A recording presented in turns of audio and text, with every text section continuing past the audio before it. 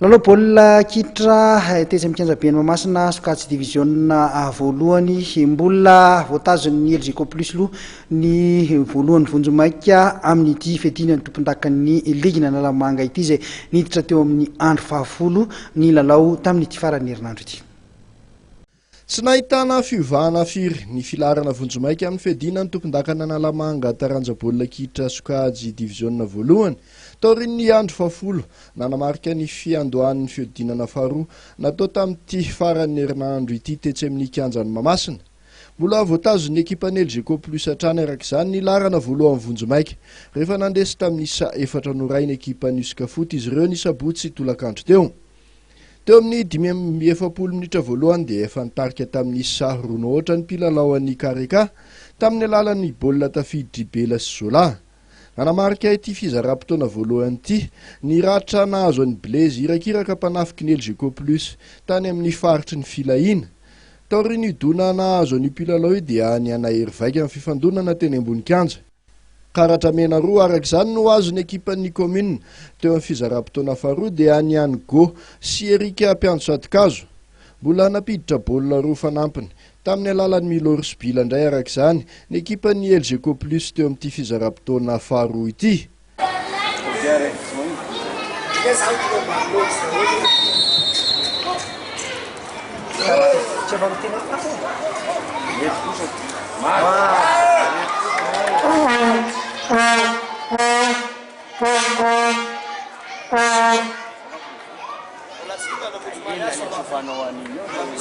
Nanena ny elanelanisa ho an'ny Iskafoty kosa mampita tamin'ny dakalavitra aveny amin'ny 20 metatra.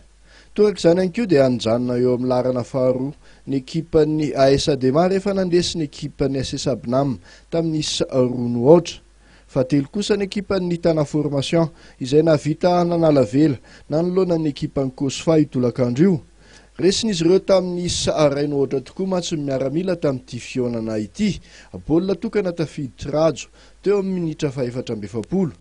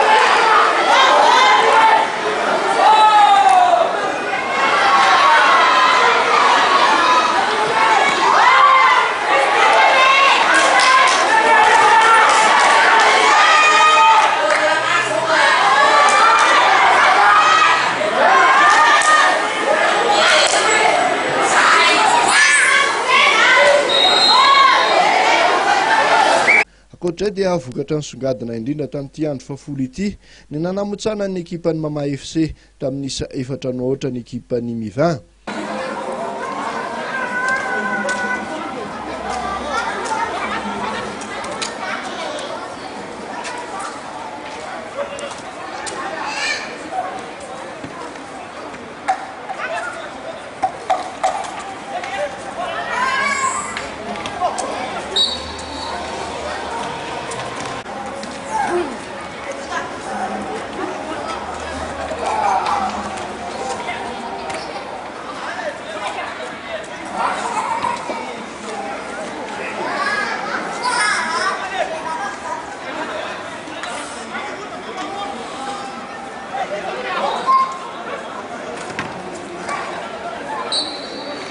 Miady teo azy izany fahombiazana azony ekipa Mama FC zany dia nijanona ho fahadimy hatrany izy ireo satria manatombo amin'ny isan'ny baolina tafiditra tamin'ny lalamandroso ny Kosfa.